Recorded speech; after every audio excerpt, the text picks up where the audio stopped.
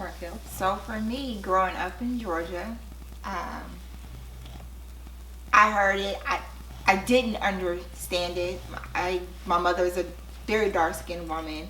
She made sure that, you know, we were the best dressed kids. We were well mannered. We carried ourselves a certain type of way. The posture. We went to charm school. That's my mom. And so, third grade, I was, let them tell it, I was not the normal dark skinned girl because I had long hair. I dressed a certain type of way. I carried myself a certain way, and I was smart.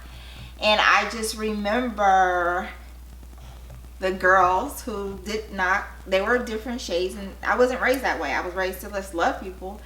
And they were like, so this isn't your real hair. This can't be your real hair because you're dark, and dark skinned girls don't have long hair. And they would pull my hair to pull my hair, like, we're gonna pull your weave out.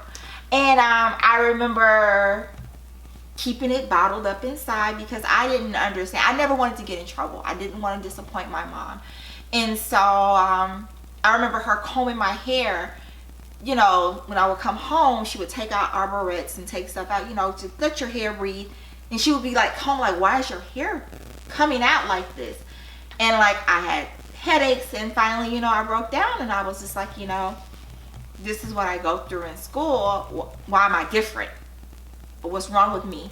Because the girls who I were friends with, and I thought we were friends, we were similar. It's just my skin complexion was darker, and I never thought I was on the darker end of the spectrum. I thought I was just caught up in between, you know. I'm not this, but I'm not that. But I'm comfortable with who I am. Because my mom is this beautiful black woman. Like, she is a dark-skinned woman, and she carried herself. Like, when she walked in the room, she owned it. And so that's how she was raising her daughters. But then these girls who are young, and they're looking at TV, and they're saying that I'm against what pretty is supposed to be as far as being a black woman, was having brown skin and having long hair. They didn't go together.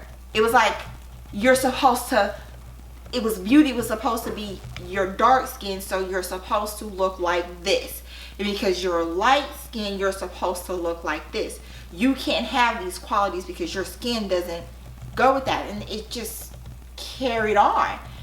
The whole, when guys especially, you're pretty for your complexion. What is that supposed to mean? You have nice skin for your complexion. It's so clear. What is that supposed to mean? Do you wear makeup because you don't have blemishes?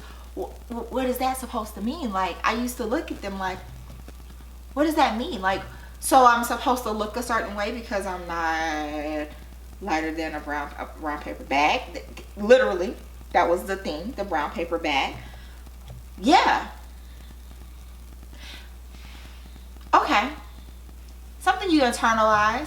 But I think for a lot of times, us girls don't really notice it until we start dating. And it's sad to say that our black men are the ones who almost pit us against each other. They have put us against each other. And that's the sad part about it. I've never had a preference when it came to dating.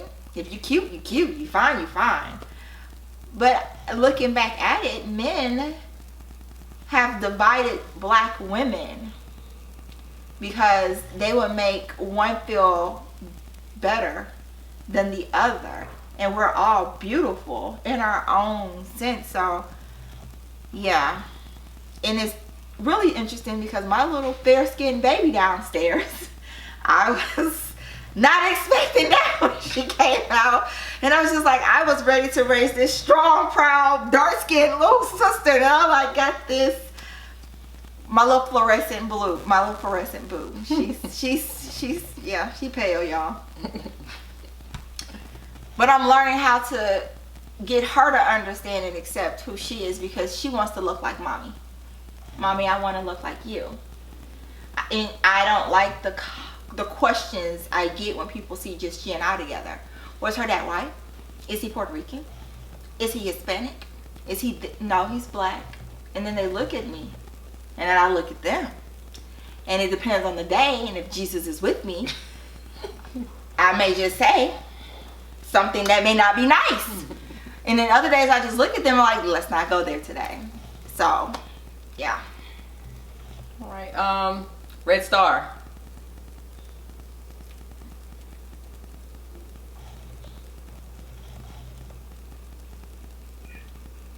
Hello, can you hear me? Yeah. I gotta get that screen out your face, but go ahead. Do what now? Go ahead. Mine would be, I don't have a particular example. Mine is more so just a feeling all throughout high school. Like just a feeling of not quite fitting in any particular group per se. So at our high school, everything was very separate. You know, all the white kids sat with the white kids, the black kids here, you know, like that. And so you just couldn't really kind of sit anywhere and feel comfortable. That's my experience. Well, me in particular, I feel like I'm somewhere in the middle, so I'm not one extreme or the other. So my experience is a little different. First, I went to elementary school where it was only 3 black kids, me, my brother, and my sister. So there was no colorism amongst race. It was just feeling like I was an outsider because they all had each other. And, you know, although I had friends or whatever, I didn't notice the difference, but I noticed it. Like, they weren't racist or anything like that. It's just, you just knew that you were different. By the time I got to middle school and high school, Jaquita and I went to the same high school. So, What high school? Jaquita and Raquel and I went to the same high school. But we went to me and Jaquita went at the same time. We all went to the same high school. But it was segregated. But because I was in different classes, my classes were more a mixture of white, Indian, black, African, whatever. And then, you know, all the black people in the class together. So I felt like an outsider because the black kids would get together and talk about what they did in class. I'm like, yeah, I wasn't there. You bust that right too. Yeah. You bust that right too. Yeah. So, you know, so I really didn't have experience. My experience is more so on the lines of, one, within my family, colorism within my family. Family members jealous of one family member over the other. My grandmother had a lot of kids. She had 12 kids. And 8 of them had the same dad. So it seemed like the other 4, it was always competition on color and, you know, hair. And it was always a big thing about hair. If you didn't have the curly hair and you didn't have this, and it was ridiculous. Even, you know, with me not understanding why some family members might have been mad at me for whatever reason, and my grandparents had to tell me, oh, you know, you were favored more because of these attributes and those attributes, which was like Tammy said, I was more like, I'm going to be more understanding. I'm going to be more, you know, kind to this person. I want them to feel loved. I want them to feel that we're equal. So I was doing a lot of that, which kind of damaged me in the long run. But taking a back seat to other people's issues, which had nothing to do with me. So only thing I can say about colorism really is, you know, kind of on the lines of what Raquel said. You know, I saw myself as a black girl. I didn't see any different. But people will say, you got Indian in your family? You got Indian in your family? You got that hair? You got Indian in your family? I'm like, you know, and I would constantly be like, no, I'm black. Or they will say, what country are you from? What this, what that? Because how they see, if you say you're black, they expect you to have kinky hair. Mm-hmm. It's an automatic assumption. Your hair is supposed to look like this. It's supposed to look like that. So it's always, you're from the Dominican. You're from here. You're from there. You know, no, I'm black. And I constantly said, I'm black, I'm black, I'm black was always the response. Till I got to the point where I did look into my heritage and looked at my background, and I started accepting my Native American heritage. That's why I'm called Indian girl. But, you know, I started trying to accept that heritage and knowing where I come from. But mostly it was in your own community. Basically, they're saying they want the stereotype, and that's in any shade. They want us all to fit a certain stereotype of color. and be set in that, or you're not one of us. So it's more of you're not really one of us if you don't have these attributes. So the main thing with me growing up, even and I say this, I don't care what y'all say, I don't just pick light-skinned guys. I just married 2 light-skinned guys. I think y'all are stuck on that. She was talking about the dude standing there. The dark-skinned guy I dated was in the mirror all the time and took longer to get ready, and he was checking out his abs, and I'd just be sitting there like, dude, for real? Like, what are you doing? In the mirror, ain't even have no hair, but he's doing all this or whatever, and like, checking out, da-da-da. He was a dark-skinned guy. So it's like, I didn't really have a preference of the type of man. I do notice that I'm more drawn to a multiracial person because I have a multiracial background, and for some reason I feel like you get the best of everything, or you could get the worst of everything. You get the best of everything when you have multiracial. You get a little bit of everything that brings a person together. So, and it always intrigued me. So I never picked someone based on color. It's more so what their background is like and what they are as a person. And also because I am what? Shut up. I have to be attracted to them. But anyway, so that's the biggest experience is being somewhere in the middle is, you don't really, you see it from both sides, and I just feel stuck in the middle. A lot of this goes back to slavery. Yeah. Where it started there with slavery in regards to the light skin and the dark skin. That's where, so remember when you called me and I mentioned racism, you was like, yeah, this call is not going to be about racism. But honestly, where it starts. Colorism started with racism. Because if there was no racism of color, then there would be no colorism. Mm-hmm. So it really starts there with the slave that was the light skin. Because my mother's family is from a little town called Georgetown, South Carolina, which is about maybe 20 miles out of Myrtle Beach.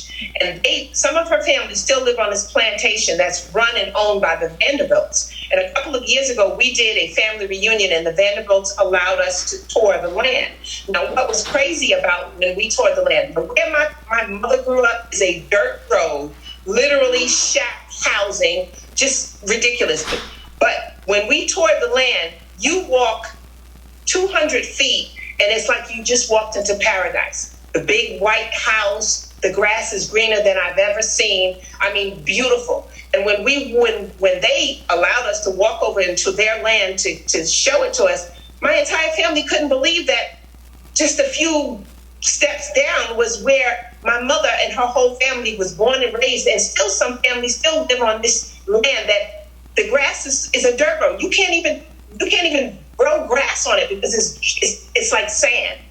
And when you walk to one other side, the grass is beautiful. It's like you just walked into a Hollywood movie. And it was crazy. And my mother and her sisters refused to go with us. And the reason why is because they were trained as children never to come onto that land unless they were going into the big house to work.